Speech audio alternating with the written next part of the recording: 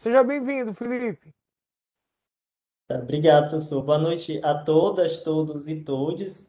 Eu quero inicialmente agradecer, né, o honroso convite que me foi feito pelo querido professor doutor Tiago Alisson, que é meu orientador de vida e um pesquisador que admiro muito, né? Espero um dia conseguir pelo menos ser metade do professor que ele é.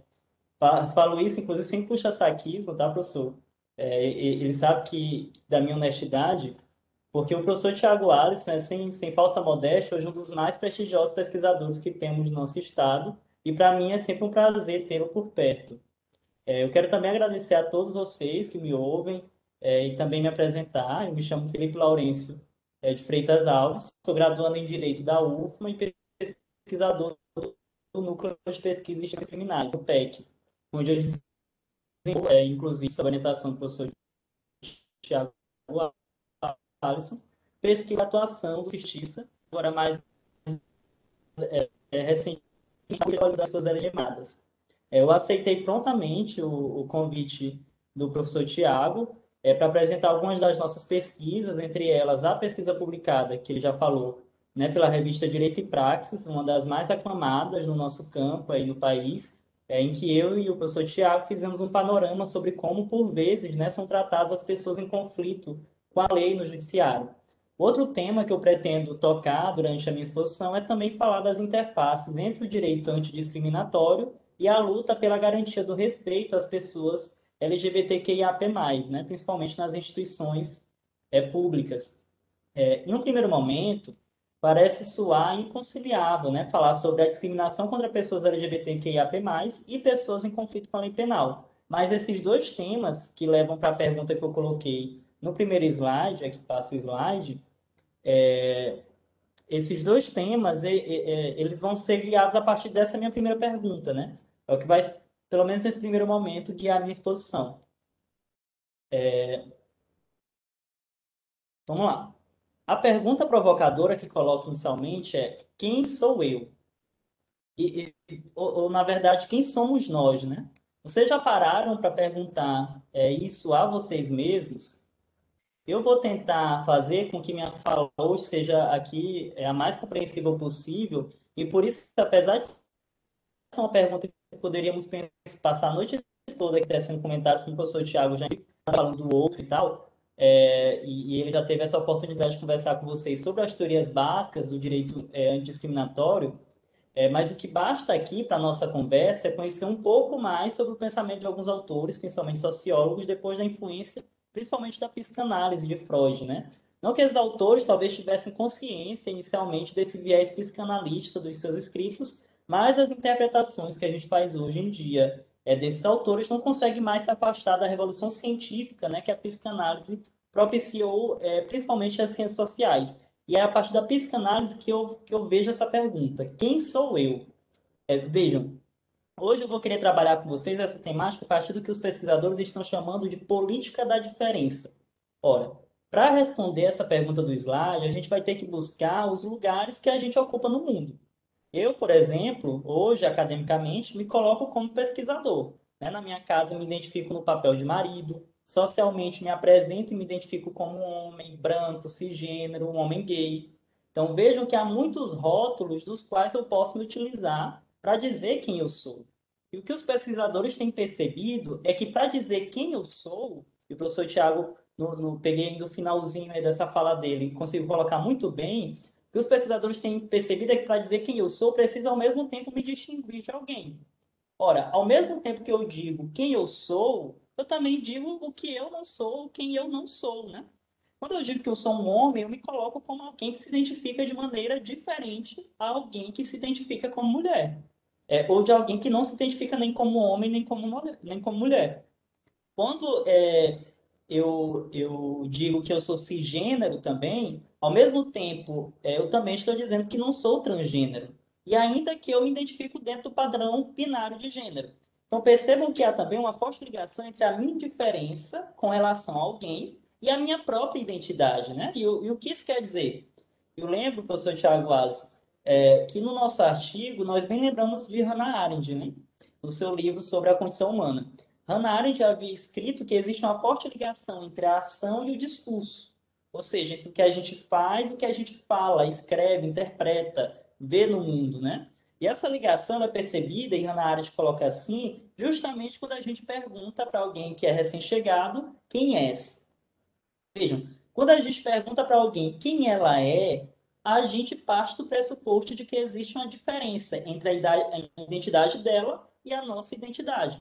Caso contrário, não haveria nenhuma necessidade de se saber quem alguém é.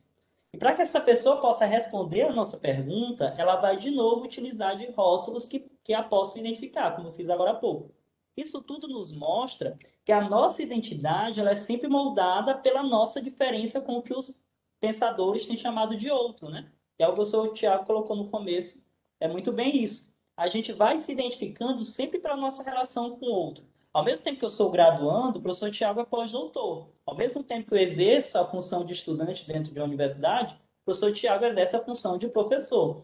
Então vejam que esses rótulos são utilizados justamente para se fazer uma diferença entre as nossas posições, que vamos chamar de posições relacionais, né? Porque usa essa lógica da relação entre o eu e o outro. Hoje em dia, eu reputo que essa é a principal dificuldade, pelo menos discursiva, para se ter um verdadeiro direito antidiscriminatório. Essa diferença entre o eu e o outro. Eu reputo aqui três razões. Não é que essa diferença seja ruim, mas é uma dificuldade por três razões. A minha primeira razão, a primeira razão que eu coloco, diz respeito a um forte binarismo que sempre baseou a nossa sociedade, que só recentemente passou a ser mais contestado, pelo menos de maneira mais contundente, né? E o que seria esse binarismo? Aqui eu vou me recorrer à professora Rita Segato, porque ela é quem vai nos falar que a sociedade moderna, ela se construiu em cima de uma dualidade. Qual é essa dualidade? A gente tem um espaço público e um espaço privado. O privado é aquilo que a gente faz quando a gente está na nossa intimidade, ou seja, na nossa privacidade. E o ambiente público é o ambiente da comunidade. Qual é esse ambiente da comunidade? É aquilo que a gente faz no trabalho, é aquilo que a gente faz na política, é o Tribunal de Justiça, é o processo judicial, é tudo que está público. Ora, a gente não pode trabalhar de pijama, né? Obviamente. Então, Segato apenas observa isso, que há uma diferença entre o público e o que a gente faz no público e o privado e o que a gente faz no privado. A grande questão atual é que essa dualidade, com o tempo, passou a se tornar um binarismo. Quer dizer, um sistema em que só existe o um. Só existe o um e não existe o outro. Ou ainda, em outras palavras, o ambiente público passa a ser totalmente dissociado do ambiente privado. A gente faz uma quebra. E o ambiente público passa a escolher aquilo que pode ser dito e feito nele, reputando o outro, tudo aquilo que for diferente. O outro é o que está no privado. O um é o que está no público. Ou seja, há um certo. E tudo que for diferente desse certo, desse um, é ao mesmo tempo errado. É isso que diz o binarismo. Segato ainda vai nos dizer que isso não existia no mundo tribal, porque no mundo tribal existia apenas o espaço público, tudo passava a ser público, não existia esse espaço privado. Já na modernidade, a esfera pública se torna o único espaço em que a gente se fala perdão, onde o que a gente fala tem um impacto político em todas as pessoas, diferente daquilo que é feito na privacidade. Ela dá como exemplo o fato de que quem quer falar no espaço público, como por exemplo um processo judicial, a gente não pode chegar de qualquer jeito, a gente tem que se adaptar, a gente tem que aprender a se comportar, tem certas formas de corporalidade, por exemplo, que a gente tem que manter no tribunal, formas de se vestir, etc. Quer dizer, em um processo judicial e até mesmo administrativo, tem todo um jargão próprio, rebuscado, uma forma de se apresentar, etc. O que muitas vezes afasta as pessoas e por isso, hoje em dia, isso tem sido contestado. A gente pode pensar até que isso é uma mentira, né? E Rita Segato observa isso. Que a gente diz, mas a mulher, o negro, o gay, o deficiente, perdão, a pessoa com deficiência, todas essas pessoas falam no debate público. O problema é que essas pessoas têm que fazer um esforço tamanho de se vestir, de aprender a falar, de entender o que está sendo falado. Afinal, ninguém fala de avental no tribunal. Tem toda uma ritualística própria. O homem do campo ele tem uma dificuldade de se aproximar dessa ritualística. E aqui eu quero dar outro exemplo desse binarismo, que a mim, pelo menos, toca muito, pois certa vez vivi uma situação semelhante, que é justamente o que eu coloquei no slide. Vocês podem me dizer, por exemplo, Mas hoje em dia não existe mais homofobia, não existe mais racismo, etc. Como eu tenho visto aí algumas declarações de pessoas públicas, né, afirmando isso. O binarismo tem servido justamente para fazer com que algumas coisas passassem a ser tão normalizadas que passam até despercebido. Vejam, quero primeiro lembrar o pensamento de outro sociólogo que eu gosto muito, antes de chegar aí no slide nesses dados que eu coloquei, que é o professor argentino, hoje radicado na França, Daniel Borrio. O Daniel ele vai nos dizer que hoje em dia acontece algo que eu costumo chamar de homofobia cordial. Isso porque, ao passo que a homofobia vai se tornando um comportamento criminoso, como sempre deveria ter sido, né? E agora a partir da DO 26 passou de fato a ser crime, pelo menos formalmente, essa homofobia ela vai sendo jogada para debaixo do tapete. Ou seja, ela vai se tornando velada. É certo, e a teoria feminista já nos ajudou a apontar isso, que a sociedade ocidental, mas não só ocidental, tem se baseado em alguns padrões, entre eles o machismo, do qual foi tratado ontem, e o heterossexismo, né? Ou heteronormatividade, que é a visão de que a família legítima é a família pautada na união entre pessoas de sexos opostos.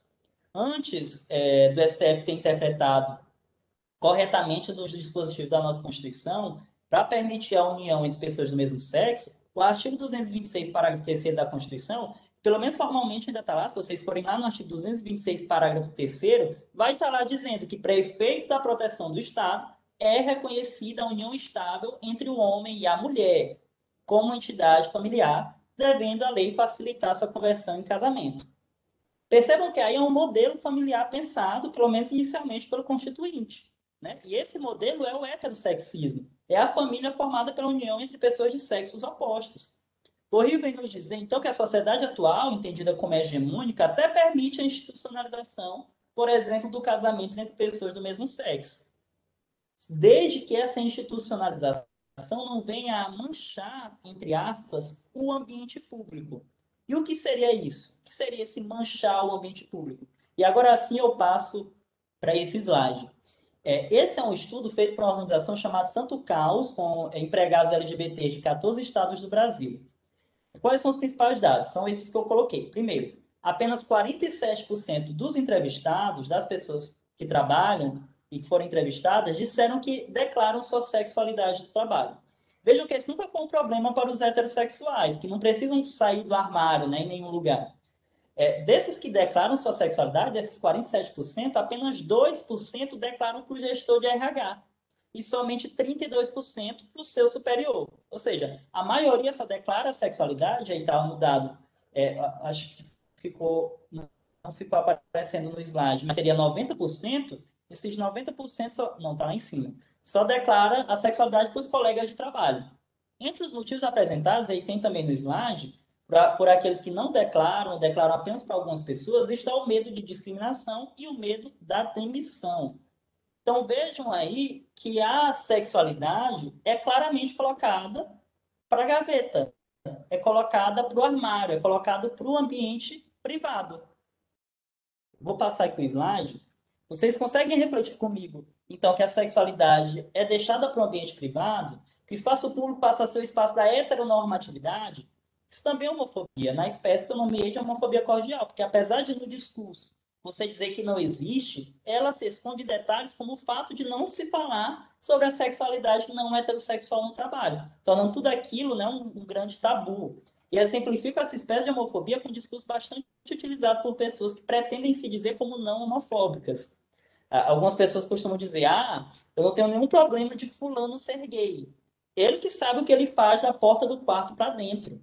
Ainda tem outras que dizem: não tenho nenhum problema com gays, desde que não mexam comigo. Ou ainda, você pode até ser gay, mas por que tu é tão afeminado? Precisa ser afeminado? Eu já ouvi essas três frases, por mais absurdas que elas pareçam. E ora, ser gay ou ser afeminado ou masculinizado faz parte da identidade de cada um. São aqueles traços que nos diferem uns dos outros, que falei inicialmente. Tentar empurrar isso para o espaço privado é também uma forma de discriminação. E percebam que esse é um problema que afeta pessoas da sigla LGBT, que destrinjaremos em seguida, de maneira diferente. Vejam, por exemplo, se você é gay, lésbica ou bissexual, isso dá para ser, de certa forma, escondida, né, entre aspas, dissimulada. Tem, inclusive, pesquisadores comportamentais que indicarão algumas estratégias que são utilizadas aí por esses trabalhadores nesse sentido. Mas e se você é uma travesti? Se você é uma mulher ou um homem transexual? Ou uma pessoa não binária? Identidades que geralmente são marcadas no corpo, né? Como pelo uso de hormônios, cirurgias plásticas, etc. Como fazer para esconder, entre aspas, essa identidade? No espaço público, isso é impossível. E aí eu passo slide para apresentar esse dado, esse triste dado da ANTRA, né, da Associação Nacional de Travestis e Transsexuais, que aponta que 90% da população trans, e aqui entra tanto travestis quanto transexuais, depende da prostituição para conseguir seu sustento, né, já que não conseguem se inserir no mercado de trabalho formal. O último dado que eu acho interessante citar também, para falar de como isso é muito colocado de forma escondida, colocado para baixo do tapete, eu quero citar, antes da gente passar para o próximo tópico, está relacionado justamente com aquilo que eu falei sobre homofobia cordial. Passo aqui o slide. É uma pesquisa feita pela Fundação Perseu Abramo, em parceria com com a Fundação Rosa Luxemburgo 2008, que indica que entre 90% a 93% das pessoas, quando questionadas pela pesquisa, afirmaram existir preconceito contra LGBTs no Brasil. Mas quando a pergunta era, na verdade, se a pessoa ela mesma se observava como uma pessoa preconceituosa, aí esse número caía. De 93%, 29% dizia que apenas eram preconceituosas contra travestis, 28% contra transexuais, 27% contra lésbicas e bissexuais e 26% contra gays. Olha, elas percebem que existe homofobia, mas elas mesmas não se percebem como homofóbicas. E se a gente comparar esses dois dados, não bate. Como é que 90% das pessoas acreditam que existe homofobia e apenas 27% se afirmam como homofóbicas? Isso mostra que o preconceito ele é reconhecido, né, de maneira abstrata, mas ele não é assumido individualmente. Eu acho que passei demais. Agora que é isso aí. O segundo desafio que eu percebo dificultar na atualidade, a questão do direito antidiscriminatório está relacionado com o discurso da igualdade formal. E nesse ponto eu vou tratar agora sobre a pesquisa que eu fiz em conjunto com o professor Tiago sobre o tratamento dado pelo judiciário às pessoas em conflito com a lei penal. Principalmente hoje em dia, com a escalada, né, desse discurso bolsonarista. E não me entendam mal, esse ideário da existência de uma suposta igualdade entre as pessoas tem se apercebido mais comumente. A nossa Constituição, se vocês forem lá no preâmbulo, tem um preâmbulo todo bonito que diz: nós, representantes do povo brasileiro. Assim começa o preâmbulo da nossa Constituição. É quase a mesma coisa de como começa o artigo 5º da mesma Constituição, que inicia assim: todos são iguais perante a lei, sem distinção de qualquer natureza. E qual o problema disso? Eu respondo com outras perguntas. Quem é esse povo? Quem é que no Brasil é igual? Porque, a meu ver, essa abstração ela não existe no nosso país, nem mesmo na lei. Essa mentalidade constitucional, inclusive, nem é nossa, é verdade, mas também é um problema nosso. Os direitos humanos, no seu conceito liberal pós-guerra, vem justamente ratificar esse discurso de igualdade formal, que é até bonito, de que somos todos iguais, temos todos os mesmos direitos, e por muito tempo esse discurso encantou os juristas e os pesquisadores da temática. É difícil não se encantar com um constitucionalismo que se pretende dar direitos iguais para todo mundo. O problema disso, e que agora vem sendo contestado por muitos teóricos constitucionalistas e dos direitos humanos, inclusive culminou com a tentativa de se emplacar uma Constituição na Bolívia que desse autonomia aos povos indígenas, apesar dos problemas políticos que a Bolívia, obviamente, está vivendo atualmente. O problema desse discurso de que somos um povo único, unido e com direitos iguais perante a lei, é que esse discurso é uma farsa e tenta novamente colocar nossas diferenças para debaixo do tapete. Não pensem que na minha visão de mundo, que a minha visão de mundo é igual à visão de mundo de vocês ou a de uma outra pessoa. Não, todos nós temos nossas diferenças. E o que precisamos não é nos igualar, mas nos respeitarmos nessas diferenças. As necessidades de uma mulher transexual na cadeia, que quer, por exemplo, fazer uso de tratamento hormonal, não é a mesma de outra pessoa que também está presa no mesmo presídio masculino que aquela mulher trans ou travesti. São necessidades completamente diferentes. Somos diferentes tanto em forma de ser quanto em necessidades. E por isso que falei inicialmente sobre a existência de uma política da diferença. Como naquele comercial sobre pessoas com deficiência, que agora me veio a memória, passava na TV antigamente, tinha a pessoa com síndrome de Down, né, e não tem a mesma vivência de alguém sem Down, e obviamente somos pessoas diferentes. E lá no comercial eu lembro que dizia ao final do comercial que ser diferente é normal. E esse ser diferente é normal é uma forma muito simples de resumir tudo isso que eu estou querendo falar aqui para vocês. Eu lembro que eu e o professor Tiago Alisson citamos no nosso artigo Michel Rosenfeld. Né? Esse autor estava intrigado justamente com esse problema que também afeta a Constituição Americana. Creio que, inclusive, seja de lá essa dificuldade. A Constituição Americana, que é de 1787, ou seja, 200 anos antes da nossa, e que mostra o quanto esse problema é antigo. A Constituição dos Estados Unidos, vai dizer Rosenfeld, começa com We the People, nós, o povo, quase que como a nossa, né? A nossa inclui o brasileiro para fingir que somos um só povo. Fingir, obviamente, entre aspas. Rosenfeld vai dizer que a identidade do sujeito constitucional, ou seja, a identidade desse povo que é citado pela Constituição, surge então como um vazio gerado pelo distanciamento que separa a imagem que os constituintes têm de si próprio e aquela da comunidade pluralista que deve ser levada em conta. Se vocês forem até a nossa Assembleia Constituinte de 88, e eu fiz esse exercício hoje à tarde, eu não trouxe os números pelo tempo que demoraria para fazer uma análise mais completa e uma análise responsável. Inclusive, professor Tiago, é uma ideia de um problema a ser pesquisado. Vocês indo até os anais da Constituinte, vocês verão uma série de homens brancos de mais idade, heterossexuais e com sobrenomes conhecidos pela elite brasileira. Vejam que essas pessoas foram quem votaram, de fato, pelas palavras da nossa Constituição. E apesar dela ser uma excelente Constituição, ela tende a distorcer a ideia do povo brasileiro, justamente por essa ausência de representação efetivamente das camadas do povo e de suas minorias. Rosenfeld vai perceber isso na Constituinte dos Estados Unidos de 1787. Vai dizer que a unidade do nós, o povo, americana, quando abordada do ponto de vista da realidade, na verdade representa os autores da Constituição dos Estados Unidos, que era um grupo de homens brancos e proprietários que não representavam de modo algum aqueles que estariam sujeitos às suas prescrições constitucionais, verificando assim que essa unidade traz consigo uma contradição absoluta. A realidade do sujeito constitucional não pode se ver à mercê dessa contradição.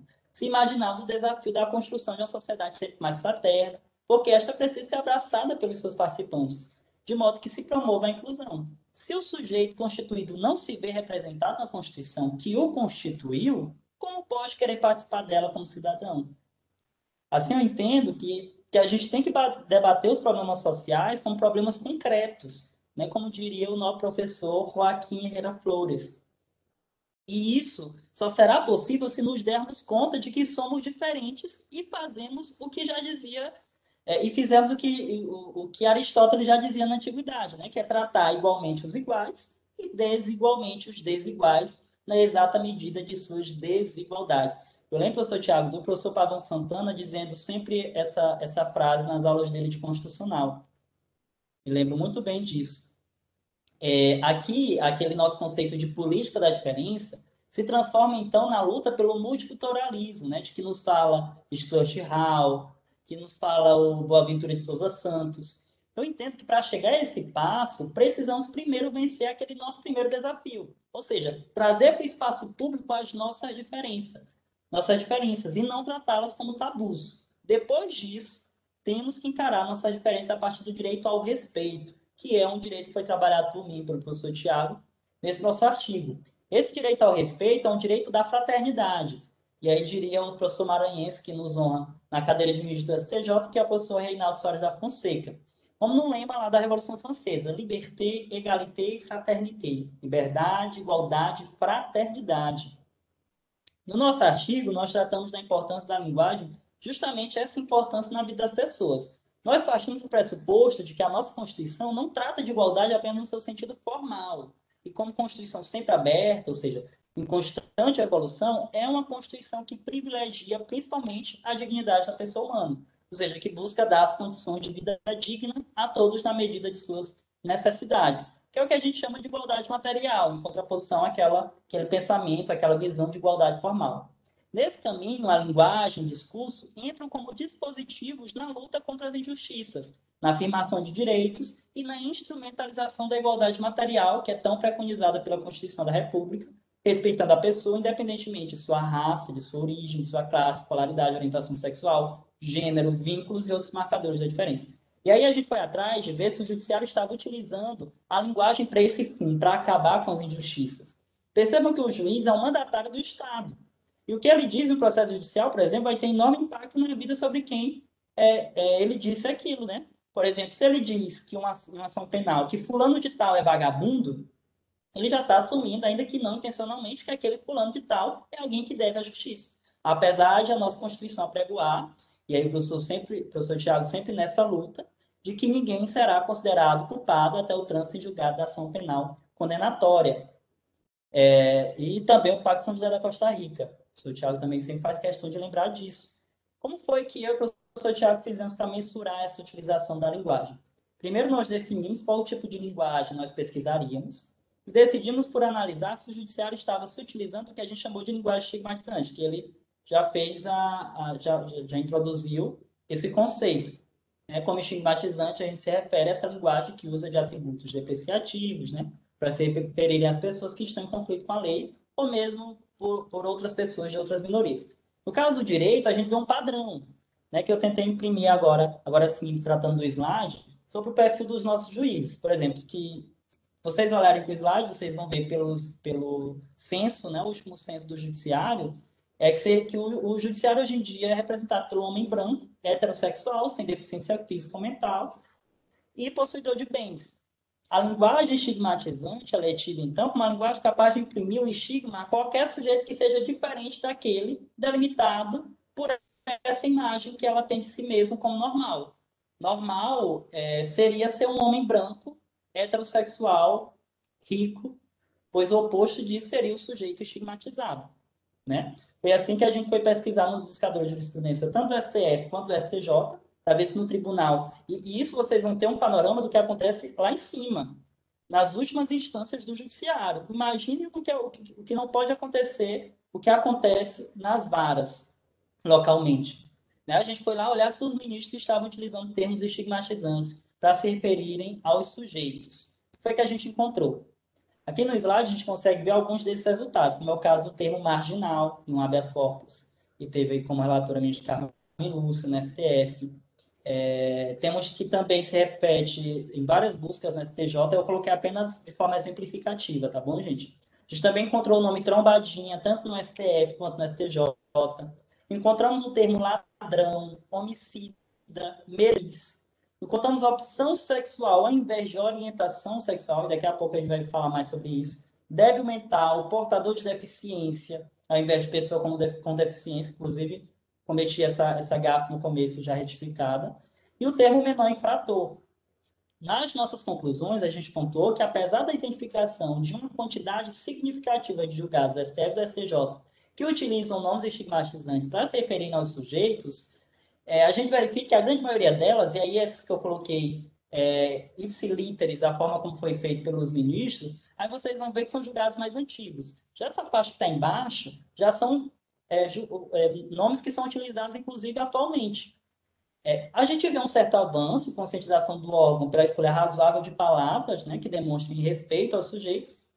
Mesmo assim, termos aí como portador de HIV, portador de deficiência, apenado, detento, menor infrator, delinquente, ainda faz parte do dia a dia da lei utilizada pelos juristas das mais altas cortes do país. É o que eu falo, imagine nas varas. A gente conclui também que a quase exclusividade do uso do discurso estigmatizante está nas questões criminais, justamente as que mais facilmente destituem os sujeitos de sua dignidade, né, que é indispensável para manter o status de cidadão que precisa existir em uma sociedade fraterna, reforçando aí os moldes de uma sociedade punitivista na contemporaneidade, não só em práticas, mas aqui, a partir da linguagem, a gente vê principalmente a mentalidade do julgador. O discurso do julgador apresenta a sua mentalidade sobre como ele vê o sujeito que está sendo julgado. Ora, são esses nomes que o judiciário utiliza, que a mídia utiliza, que os governantes utilizam, que vão parar na boca do povo, como diria Rita Segato. Outra coisa, o juiz não terá direito não dará direito a quem ele, quando ele preconcecidamente considera ser vagabundo, ou a quem atribui outra desvaloração, ele não vai dar direito a essa pessoa que ele considera assim. Quanto menos vai enxergar esse sujeito como um sujeito de direitos. Para isso, é necessário se observar o direito ao respeito dos sujeitos, né? Inclusive, professor Tiago, acho que essa pode ser até a próxima fase da nossa pesquisa, que seria contrapor esses resultados com as decisões de mérito de cada julgado, para ver se essa mentalidade do julgador, o quanto isso influenciou concretamente no julgamento dessas questões. Falando em linguagem, que passo de slide, quero aproveitar para fazer um link com outro tema da minha exposição, que é a discriminação à comunidade LGBTQIAP+. Não tem muito tempo, teve toda aquela discussão em cima dos comentários em tom debochado da Patrícia Bravanel na televisão, que brincava aí com essas letras da sigla LGBTQIAP+, como se fosse uma espécie de, entre aspas, bizarrice, né? Ela fazia uma brincadeira que é crime, de um tom totalmente debochado. Por isso, acredito que seja importante explicar essa sigla, aproveitando que estamos falando de linguagem não discriminatória, né? Na verdade, eu prefiro o uso da sigla LGBTI+, mas eu estou tentando me acostumar com essa nova LGBTQIAP+, que é a que está sendo mais utilizada atualmente pelos pesquisadores da minha área. Mas não tem problema o uso de outras como LGBT, GLBT, LGBTQIA+, etc. É preferível você colocar o mais, né, que significa uma fuga ao binarismo, de que a gente falou antes, ou seja, que haja uma limitação de identidade. Não há essa limitação, a existência humana é de veras complexa para caber em termos duais e fechados. Mas aí eu coloquei o termo enorme que a gente tem hoje em dia, e que para explicar todos os termos, mas o que se costuma utilizar mais agora, hoje em dia, pelos pesquisadores, é LGBTQIAP+. Tá certo? Essa sigla inteira é a que temos atualmente, não se assustem com ela, justamente por isso que a gente usa o mais, né? Porque são muitas identidades. As primeiras letras são as mais conhecidas, a gente tem L de lésbica, que são mulheres que se relacionam amorosamente com outras mulheres. A gente tem aqui uma sigla que começa com gênero feminino, né? Começa com L de lésbica, justamente para se contrapor a ideia de que os homens vêm primeiro.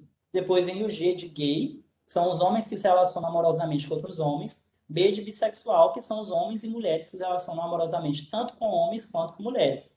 Vejam que essas primeiras três letras dizem respeito à orientação sexual. Percebam, orientação e não opção, já que ninguém opta conscientemente por sua orientação sexual. Assim como a pessoa heterossexual não escolheu essa forma de desejo, a pessoa homossexual ou bissexual, tanto feminina quanto masculina, também não escolheu.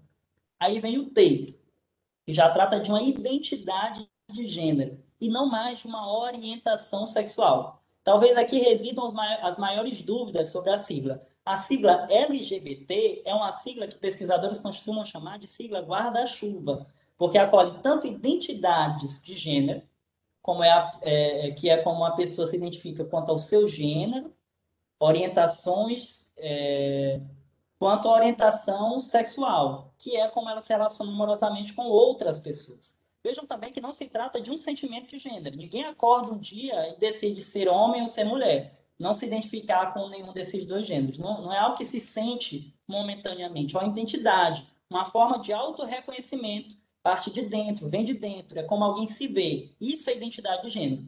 E como identidade de gênero é diferente de orientação sexual, apesar de fazer parte da mesma sigla por uma questão de pertencimento histórico e social, cultural, não tem, então, nenhum problema de, por exemplo, uma mulher ser ao mesmo tempo transexual e heterossexual. Ou de uma travesti, por exemplo, ser lésbica. Justamente porque a identidade de gênero é uma coisa e a orientação sexual é outra. Voltando para a sigla. O T designa tanto travestis quanto transexuais, que são pessoas que a gente diz transgênero. E o que é isso? Existem pessoas cisgênero, ou seja, que se identificam com o gênero atribuído a ela no nascimento. Por exemplo, quando eu nasci, foi colocado lá na minha certidão de nascimento que eu era um menino. E eu também me identifico, me vejo como um menino. Então, eu sou uma pessoa cisgênero. Já se eu me identificasse como menina, apesar de na minha certidão de nascimento estar como menino, eu seria uma pessoa transgênero. Isso não tem nada a ver com alguns órgãos que eu possua. Eu posso ter ou não útero, ter ou não vagina, menstruar ou não, isso não interfere na minha identificação como menina, nem como menino, nesse meu exemplo. Isso também independe de qualquer cirurgia ou tratamento hormonal, e que vai definir se uma pessoa é cisgênero ou transgênero é tão somente a sua autoidentificação com determinado gênero ou nenhum gênero. Porque ela pode, inclusive, ser agênero, ser não binário. Pode recusar tanto a etiqueta de masculino quanto de feminino. Voltando ao T de travesti, mulher trans e homem trans. São coisas diferentes. A travesti é uma construção de gênero feminino, oposta ao sexo biológico, seguida de uma construção física de caráter permanente, que se identifica na vida social, familiar, cultural, interpessoal através dessa identidade, a identidade travesti. Muitas travestis modificam seus corpos por meio de hormonoterapias, aplicações de silicone, cirurgias plásticas, mas isso não é uma regra. Existe um grupo dentro das travestis que, inclusive, se autoafirma como mulheres travestis. Atualmente, o termo travesti ela tem ganhado mais uma conotação bem mais política. Por isso, a identidade travesti está bastante ligada com a autoidentificação como travesti. A mulher trans é a pessoa que se identifica como sendo do gênero feminino, embora tenha sido biologicamente designada como pertencente ao sexo ou gênero masculino ao nascer. Já o homem trans é o inverso. A pessoa nasce designada pertencente do sexo ou gênero feminino, mas se identifica como sendo do gênero masculino. Não confundir nenhuma dessas pessoas com a drag queen ou com o drag king, que nem está nessa sigla, porque não são nem uma orientação sexual, nem uma identidade de gênero, mas apenas pessoas que se vestem e se maquiam de forma satírica e extravagante para o exercício da profissão em shows e outros eventos. Ou seja, é uma expressão artística e não uma expressão de gênero e de sexualidade. Inclusive, a mulher cisgênero pode ser também uma drag queen, assim como o homem cisgênero pode ser um homem drag king. Tem também o Q de queer, que é um adjetivo utilizado para algumas pessoas, em especial as pessoas mais jovens, cuja orientação sexual não é exclusivamente heterossexual. Ou seja, é utilizado por pessoas que se recusam a utilizar os termos lésbica, gay ou bissexual, porque elas acreditam que esses termos, como rótulos, distinguem a amplitude dessa vivência delas de sexualidade. Então, elas preferem não se rotular. O segundo Q é de question, que é uma pessoa que não sabe ainda qual a sua identidade ou orientação sexual. O I é de intersexo, que são pessoas que nascem com genital ambíguo, ou seja, com pênis e com vagina, depende de cada pessoa. Essas pessoas não se encaixam perfeitamente nas definições tradicionais de sexo masculino ou sexo feminino, mas nessa nova categoria, né, que seria o intersexo. O C é de curious, ou curioso, que é uma pessoa que tem curiosidade de experimentar relações amorosas com pessoas de gêneros distintos, mesmo já tendo certeza da sua orientação sexual. A gente tem o A de assexual, que é uma pessoa que não sente nenhuma atração sexual, seja pelo gênero oposto ou pelo gênero igual. O A também de agênero, que são pessoas que se recusam a serem rotuladas a partir de expressão de gênero, a exemplo aí dos não binários. O P de pansexualidade, que é a orientação sexual, assim como a heterossexualidade e a homossexualidade, que designa pessoas que podem desenvolver atração física, amor e desejo sexual por outras pessoas, independentemente de sua identidade de gênero ou sexo biológico. O F é para familiares e amigos ou aliados, né? O 2 é para Two Spirit, que é uma identidade indígena americana bastante antiga, que não possui o padrão de gênero da sociedade como homem e mulher. São pessoas indígenas que acreditam ter nascido com espíritos masculino e feminino dentro delas. E tem o K, por último, aí para Kimp, significa fetiche, ou seja, simplesmente pessoas com fetiches. E o mais, que é para dizer que a sigla continua aberta, né, para as pessoas que não se identificam com nenhum dos termos anteriores. Sei que são muitos termos, que esses termos efetivamente não importam muito, desde que se coloque na mente de que o que é importante não é tanto os termos, mas respeitar a vivência do outro, independentemente se ela é igual ou diferente da minha. Até porque, como vocês viram, nem dentro dessa sigla enorme que eu coloquei, nós, pessoas LGBTs, somos iguais. Principalmente se levarmos em conta as interseccionalidades. Por exemplo, eu sou um homem branco, cisgênero e gay. Apesar de eu vivenciar todo dia homofobia, eu não sofro com racismo, nem com machismo, muito menos com transfobia. Já uma mulher que é negra e transgênero, por exemplo, ela passa por tudo isso. E agora, aí, já me aproximando do encerramento da minha fala, eu gostaria de tratar rapidamente do que acredito ser o terceiro desafio para a existência de um direito efetivamente antidemocrático, que é a proteção da diferença. Essa proteção ela só é possível efetivamente a partir da luta pelo reconhecimento da diferença. Ou seja, vencendo aqueles dois outros estágios que eu falei anteriormente. O dia já teceu alguns comentários sobre isso no pós-fácil, no livro dele, A Dominação Masculina, mas aqui eu vou preferir usar a reflexão de Nancy Fraser, uma filósofa americana que vai nos dizer que a simples proteção formal de um grupo subalternizado, como é o caso das pessoas LGBTQIAP+, e das pessoas em conflito com a lei, essas últimas principalmente representadas por corpos racializados, empobrecidos, né? A criminologia já nos mostrou a seletividade que aflige nosso sistema penal. Essa simples proteção formal, ela não basta. Vejam aí no slide, e aí eu coloquei os dados do coletivo Vote LGBT sobre eleição de pessoas LGBTs. Se a gente for também pensar, o Brasil, de acordo com os dados da ANTRA, é o país que mais mata LGBTQIA+, no mundo, principalmente travestis e transexuais. Mesmo assim, somos um país que atualmente criminaliza homofobia e transfobia. Teve a DO número 26 em 2019 e mesmo assim, em 2020, a gente bateu o recorde de assassinato a pessoas LGBTQIAP+. E por que que não mudou? Por que que quando o STF disse que homofobia e transfobia é crime, por que que isso não bastou para que esse número de mortes diminuísse e que a gente, de fato, pudesse começar a respeitar as pessoas LGBTQIAP+.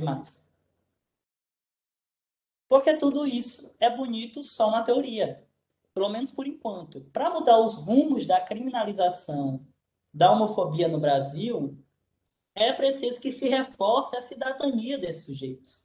Ou seja, que se dê possibilidade para que esses sujeitos sejam reconhecidos enquanto diferentes e donos dos rumos de suas histórias. Por isso, Nancy Fraser, Bourdieu, eles vão nos dizer que isso não se fará nessa farsa de um discurso supostamente neutro de igualdade formal perante a lei, mas sim dando a possibilidade para que a parte reconhecida distorcidamente, lembrando aqui do nós, o povo, como membro pleno da sociedade. E aqui se fala distorcidamente porque a igualdade, concretamente, ela não existe. O que existe é a diferença. Só será possível a gente vencer e ter um direito efetivamente antidiscriminatório, fazendo com que esses grupos que são subalternizados sejam capazes de participar ao mesmo nível dos outros, o que implica a valorização da interação transcultural ao invés do separatismo e do enclausuramento. É o que os pesquisadores passaram a designar de cidadania sexual, no caso das pessoas LGBTQIAP+, e de cidadania racial, no caso das pessoas negras. É a partir desse vetor de participação efetiva e ativa das pessoas que as políticas públicas devem ser pensadas a partir de agora.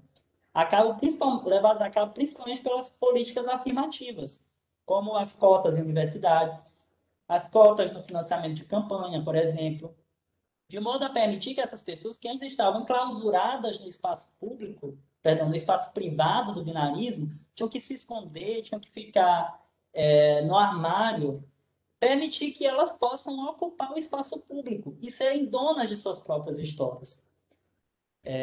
São essas as reflexões que a gente precisa passar. Eu coloco aqui as referências que foram utilizadas para essa minha fala. Era isso que eu queria falar essa noite. Eu agradeço novamente, professor Tiago, pela oportunidade, a todos que me ouviram. Eu sei que eu falo muito e me coloco agora, então, à disposição, né, dos colegas, também do professor Tiago, que me deu a honra de ter essa oportunidade, a Escola do Governo do Maranhão, para o debate. Tá? Então, muito obrigado. Gratidão mesmo. Maravilha, Felipe. Maravilha. É muito bacana assim observar todo o seu amadurecimento científico e técnico, porque a acessibilidade me parece que já é a tua característica, né? De imaginar a dor do outro, se colocar na dor do outro e começou a pesquisar também sobre isso. E eu acho que esse é o caminho para a gente gerar engajamento sociopolítico por uma construção de um mundo diferente. E esse mundo diferente, ele é o mundo da demodiversidade, plural, inclusivo, socialmente justo, culturalmente diverso, né? E a gente se insere muito nesse contexto de luta. Eu fico a pensar, quando você coloca essa última citação aqui, e a gente fica imaginando que o grande problema da humanidade é que parece que a gente evoluiu muito tecnicamente, evoluímos muito com as estratégias de dominação, com os dispositivos de controle, mas parece que nós não evoluímos na relação com o outro, ou uns com os outros, né? Na afirmação de direitos que geram emancipação. E nós temos eu tenho a convicção que a nossa função no mundo, o nosso sentido de existência, inclusive como setor público que entrega serviços públicos diuturnamente, é de fato fazer a diferença. E não há como fazer diferença sem conseguir acolher o diferente, né? E compreenda que o diferente, como tu muito bem colocou, é aquele que é diferente de nós, né? Então, assim, o outro em relação a mim é o meu diferente. E ele não é o meu inimigo. Ele não é o sujeito incômodo. Ele não é o indesejável. Tampouco o coitado, né? Então, a ideia é perceber que se a gente compreendesse isso, tudo seria diferente. Eu fico a observar, por exemplo, eu sempre tiro foto porque eu paro para tentar ali assimilar e ao mesmo tempo muito aprender, né, com vossas falas na própria sigla. Por exemplo, eu tenho utilizado LGBTQI a mais. Você já me trouxe tantas outras letras e o que de fato me colocou a reflexão é que eu preciso realçar o mais para sinalizar que nesse mais reside toda a demodiversidade que, por vezes, a minha limitação, inclusive cognitiva, não consegue abarcar e reconhecer. O texto que tu usaste da Nancy Fraser é um texto que nós usamos muito, né? Quando ela discute redistribuição e reconhecimento. Ao que me parece, aqueles que são desconhecidos hoje foram aqueles que não foram alvos também de políticas de distribuição. E por isso hoje é necessário adotar uma perspectiva de redistribuição, para que todos e todas, como você coloca, todos, tenham acesso, né, a uma ideia de, vamos imaginar, de riqueza, de emancipação, de tolerância, diversidade e respeito. Talvez um direito que a gente precisa assegurar na nossa Constituição o quanto antes. O direito ao respeito é um direito constitucional. Ainda que a gente dialogue com a ideia da fraternidade, eu sempre digo que tem muito a ver com a solidariedade e, sobretudo, com a perspectiva de pertença a uma comunidade política, por vezes fluida, por vezes com laços ali já fragilizados, com vulnerabilidades que são omitidas, né? Com necessidades que são silenciadas. Mas eu penso que esse porvir, ele justamente é fecundo porque ele abarca uma geração como a tua, né? Uma geração de servidores públicos como essa que está aqui em plena quinta-feira à noite, todo mundo cansado, mas atento, dialogando conosco aqui no bate-papo, sinalizando que a mensagem que nós estamos aqui colocando é muito mais do que técnica, mais sensível para formar pessoas melhores, né? E são essas pessoas melhores que farão o mundo também melhor, né? Eu particularmente não tenho nenhuma pergunta, apenas de fato te agradecer demais, né? Você me agradece, mas eu que te agradecer. Agradecer a você, agradecer a Mariana, agradecer a Rosélia, que topa o desafio de se fazer ouvir, se colocando na vitrine, né? E essa vitrine para nós é importante porque, com efeito, é a voz daquele que sente, que sofre e que pode repercutir em novas práticas, em novas mentalidades, né? Em uma revolução silenciosa, de dentro para fora, que nos faça pessoas diferentes para também sermos servidores públicos, né? Que fazem a diferença. Então, Felipe, muito obrigado mesmo. Eu particularmente gostei muito de ministrar esse curso, com a possibilidade que me foi dada pela Escola de Governo de fazer convites. Quando eu propus esse curso, eu disse, mas eu não tenho propriedade para falar sobre isso tudo, porque eu sou pesquisador, eu não sou aquele que é o que sofre, né? Aquele quem sofre, aquele quem vive o dilema, experimenta e que tem a propriedade viva para falar para além da teoria que a gente vem trazer. Eu, particularmente, estou adotando essa metodologia, eu poderia assim chamar, de teorizar, mas fazer sentir. Ou do contrário, não tem sentido. Né? Isso, Felipe, maravilha. Manda os slides para a gente, que eu vou colocar à disposição aqui no nosso material. Eu vi algumas pessoas colocando que estava travando, mas eu acho que era conexão, porque para mim estava normal, né? Às vezes é a variação mesmo, a estabilidade da conexão, de quem emite ou de quem recebe. Ontem também aconteceu conosco, eu dizia ontem também. Mas fica gravado e eu consegui acompanhar integralmente, inclusive fazendo muitas anotações aqui, né? E a iniciativa do curso partiu do EGMA. Eu fiz a proposta, né? E você sabe que é levado ao conselho que é aprovado, né? Então, assim, eu acho, né, Cristiane, que é visionário isso. A meu ver, é um curso que deve ter uma edição, né, reprisada, enfim, reiterada, novas edições, diversas questões que não deu para colocar na pauta ainda, né? Por exemplo, eu quero discutir interseccionalidade, você já está convidado, Felipe. Eu também quero colocar na pauta a ideia do racismo, né, turma? Racismo estrutural. É importante que se fale. Também sobre comunidades tradicionais indígenas, quilombolas, que a gente também não conseguiu ainda colocar na pauta. E aí a gente vai percebendo, turma, que aos poucos o direito antidiscriminatório deixou de ser um curso e passou a ser uma prática, uma realidade, uma vivência. E nós, como gestores, como servidores, teremos também o condão de romper com toda a prática discriminatória que está nos nossos olhos, ali no nosso setor. E nós silenciamos, como antes de ontem foi dito diversas vezes, né? Ontem também. E hoje eu tenho certeza que quando o Felipe coloca com tamanha propriedade, ele coloca também na pauta questões para fazer refletir, que às vezes as pessoas ficam com um risinho no canto de boca. É, a gente sabe disso. Fica com um risinho no canto de boca.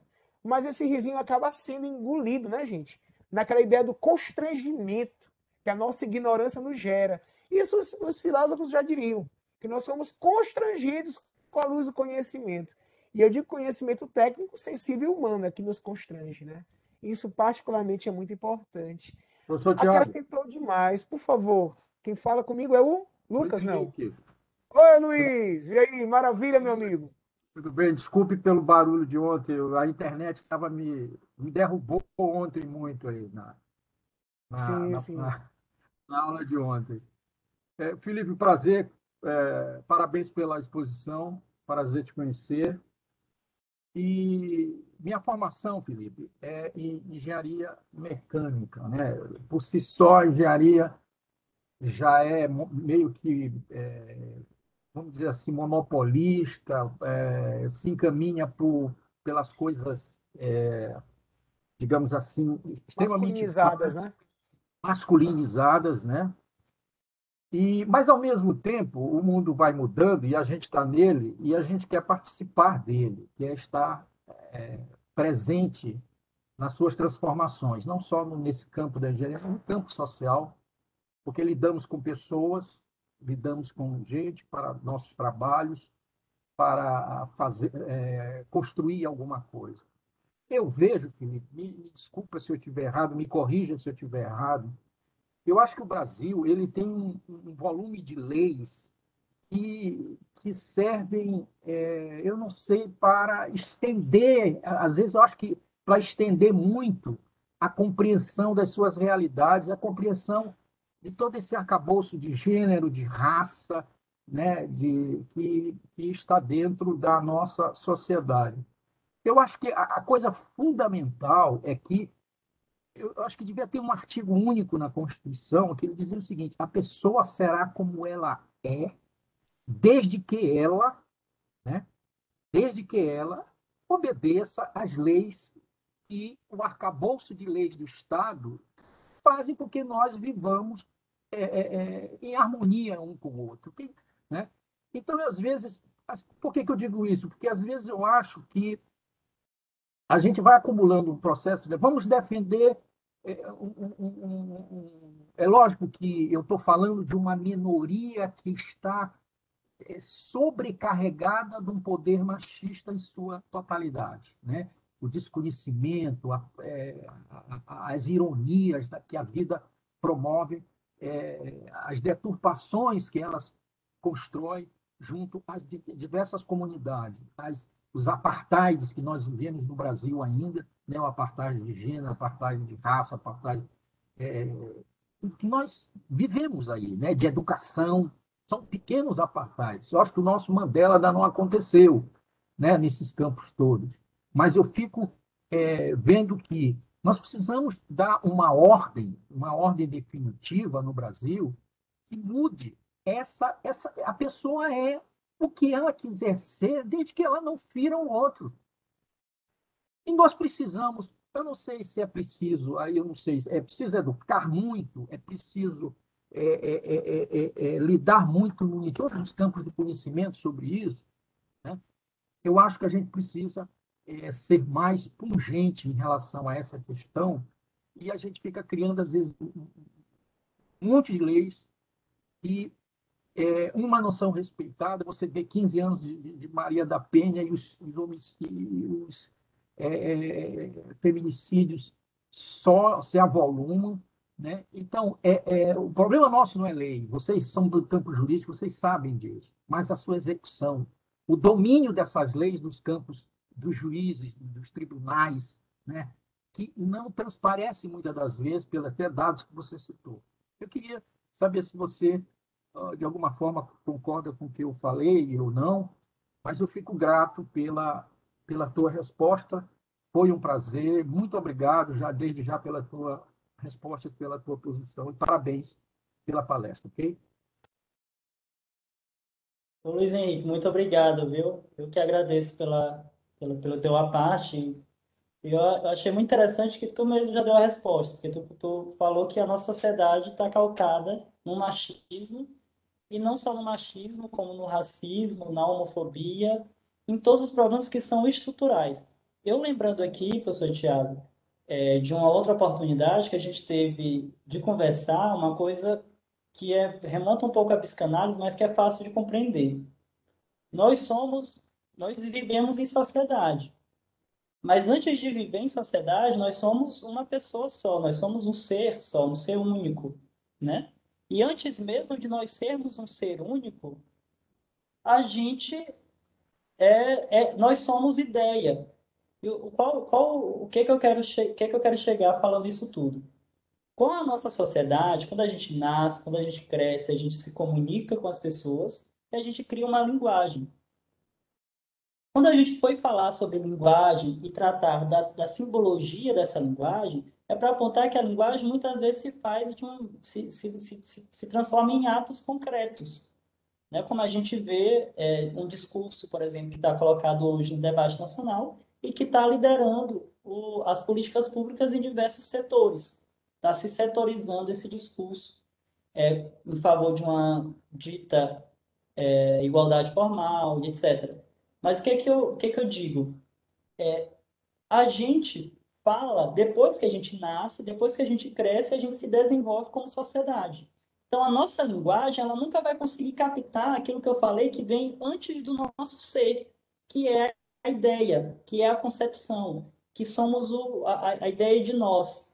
Muitos dos juristas, dos sociólogos do direito, que o seu Tiago vai também sabe, a gente que é do direito, a gente estuda muito teorias de como seria a sociedade antes dela existir. Se eu, antes do direito todo mundo se matava, era o homem o lobo do próprio homem, ou se era todo mundo, vivia uma paz entre todo mundo. E a gente sempre fica buscando esse antes do homem. Só que esse antes do homem, ele é impossível de se chegar lá. Porque nós somos o homem, nós somos a existência, nós somos a sociedade. Então, no momento em que, para a gente conseguir uma sociedade que seja que vença esses obstáculos, a gente precisaria retornar para antes da nossa existência. Isso não é possível. A lógica não permite isso. Então, a nossa linguagem vai ser sempre discriminatória, vai ser sempre carregada de um machismo, de um racismo, de uma homofobia estrutural, porque a nossa sociedade foi feita assim. A nossa linguagem nasceu a partir da nossa cultura, e a cultura ela é assim. Então, o juiz, quando ele vai decidir calcado nessa realidade. A gente, quando vai se comunicar com outra pessoa, conviver com outra pessoa, atender alguém lá na nossa repartição pública, a gente vai atender imerso nessa realidade. E aí tu falou algo que é muito interessante, de que a lei não basta. Isso eu falei agora há pouco. Se a lei bastasse, depois da DO número 26, a gente não teria, foi o julgamento no STF que criminalizou a homofobia e a transfobia, a gente não teria mas nenhuma morte por homofobia, por transfobia. E a gente continua sendo um dos países que mais mata LGBTI no mundo. Então, sempre que a gente está sempre indo atrás das consequências ao invés de tratar as causas. E isso que a gente é essa inversão que a gente deveria fazer. Eu sei que isso parece um clichê, todo mundo fala disso, que a gente tem que atacar a causa, que a gente tem que investir em educação, e aí é por isso que eu digo que existem formas concretas de se fazer isso. Eu trouxe aqui uma delas. Eu acredito que vem para mudar esse referencial de mundo que a gente vê hoje em dia e que tu se queixou de que deveria existir menos leis, e eu concordo contigo, e de que a sociedade ela deveria ser mais simples no sentido de que respeitem uns aos outros. Para que a gente consiga isso, a gente precisa de uma sociedade que seja que tenha as mesmas possibilidades, que tenha o mesmo espaço para um e para outro. E isso só se consegue com as ações afirmativas. Como eu falei, não tem mais como a gente voltar para uma era pré-humanidade, pré-sociedade. Não tem mais como a gente desvencilhar a nossa linguagem, o nosso discurso da estruturalidade das violências que a gente tem hoje em dia, do racismo, do machismo, da homofobia, porque não tem mais como. A gente já nasceu imerso nisso. Então, o que a gente tem que fazer agora é mitigar essas consequências tratando as causas, dando possibilidades das pessoas subalternizadas participarem do debate público. É por isso que eu fiz essa diferença entre o público e o privado. Os grupos subalternizados estão cansados de falar dentro da periferia, de falar dentro de casa, de ficar no armário, de se ver calado pelo marido. Eu vi ontem que a colega apresentou a noção de mansplaining, de ver um homem falando da vivência da mulher. Estão cansados disso. A gente está cansado, o grupo LGBTQIAP+, por exemplo, a gente vê muita crítica da comunidade jurídica de que os nossos ganhos são ganhos que a gente consegue no STF, de que o STF mudou a lei, de que o STF está querendo ser legislador. Mas não é isso que a gente queria. A gente queria que o legislador tivesse o seu papel que foi constitucionalmente previsto, de criminalização da homofobia estrutural, como está lá, como racismo no seu caractere histórico-social. A gente queria que o legislador buscasse a noção constitucional de dignidade da pessoa humana e desse dignidade para as pessoas LGBTQIAP+, principalmente transexuais e travestis que sofrem hoje em dia, que tratasse as pessoas em conflito com a lei como pessoas investigadas, como pessoas, pelo menos a primeiro momento, inocentes. A gente queria que o legislador fizesse isso, mas se ele não faz, a gente não pode ficar à mercê dessa inação, dessa omissão, que acaba sendo também uma ação. É o lado oculto do poder. É aquele poder que se faz a partir do não fazer. O não fazer se torna um modus operandi de tudo isso. Então, a gente não queria ter 11 ministros, tirando duas mulheres, o restante homens heterossexuais, brancos e ricos, tratando de direitos e de questões que eram para ser tratadas pelas próprias pessoas subalternizadas, pelos próprios LGBTQIAP+, pelas próprias pessoas negras, pelas próprias pessoas pobres, mas não são porque não tem espaço. E para ter espaço, a gente só vai conseguir isso se a gente der essa oportunidade a partir das ações afirmativas. E por isso a cota é importante. Por isso ter pessoas negras na universidade, que serão, onde são formadas as futuras pessoas que tomarão as decisões, é importante. Ter cotas para as pessoas travestis e transexuais é importante. Ter uma cota no financiamento de campanha de mulheres é importante, justamente porque só assim a gente vai ter, de fato, concretamente, um dispositivo, um mecanismo para lutar contra essa estruturalidade que nos acompanhou durante toda a nossa história de humanidade, de sociedade, que é uma estruturalidade calcada principalmente na hegemonia machista, misógina, racista e homofóbica. Eu acho que vai muito nesse sentido. Eu agradeço muito, Luiz Henrique, pela tua fala, concordo completamente contigo e acho que é por esse caminho, pelas ações afirmativas que a gente talvez chegue lá. Perfeito, Felipe, perfeito. E eu fico imaginando que a preocupação do Luiz Henrique, a nossa preocupação é imaginar que as leis não são suficientes, né? Aliás, diga-se de passagem, os lírios não nascem das leis, né? É interessante que a gente observe que a beleza da vida, ela não consegue ser enquadrada. Diria Judith Butler, filósofa, né? O que escapa do nosso controle? Leia-se, o que escapa do reconhecimento normativo, que por si só é seletivo? Todo enquadramento normativo é seletivo. O que fica de fora? Né? Existe muita vida lá fora. E aí é interessante que a gente pare para pensar um pouco nisso, porque, com efeito, aqui no bate-papo, muitos colocaram que as leis não são suficientes. Elas são continuamente desrespeitadas. Né? Que as leis, com efeito, não são aplicadas por vezes, por muitas vezes, que reina em nós não é o medo da lei, mas a sensação de impunidade, ou quase a certeza que as questões de violação de direitos restarão impunes ou não serão alvos de uma necessária reparação dos danos gerados. Né? Então, eu não tenho dúvida que passa por um processo civilizatório. E o que sustenta todo o processo civilizatório no mundo contemporâneo são os processos educacionais, formais e informais.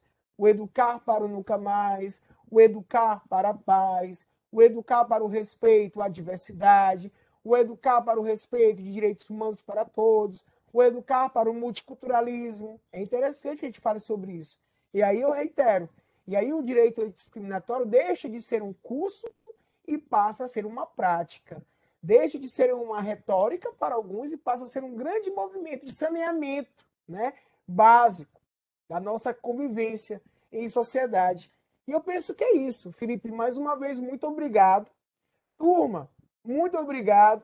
Michael, muito obrigado. Mande um abraço também para Anderson, que nos ajudou no primeiro dia. Muito obrigado, Escola de Governo também. O nosso encontro de hoje, tal qual os demais, ficarão gravados. Depois, Felipe, se eu conseguir, eu te mando o link também, tá? Para que você possa armazenar. Vamos também te mandar a tua declaração para você botar no seu Lattes, que já está funcionando perfeitamente, é muito importante, né? Para nós que somos pesquisadores também. E, sobretudo, estamos em rede. Eu digo que o Felipe faz parte da minha rede de contatos de pessoas aí que estão para colaborar com a construção de um mundo novo. E vocês também, alunos, quem não me segue aí, me segue no Instagram, estamos à disposição, tá? Para trocar uma ideia, estou colocando aí no bate-papo, e o Michael também. Você que não é o Lombardi, tem vida, então me segue também lá no Instagram para que a gente possa manter contato. Já fica o convite para o próximo curso da EGMA, né, que eu esteja como facilitador, e para os diversos cursos que estão no calendário da EGMA.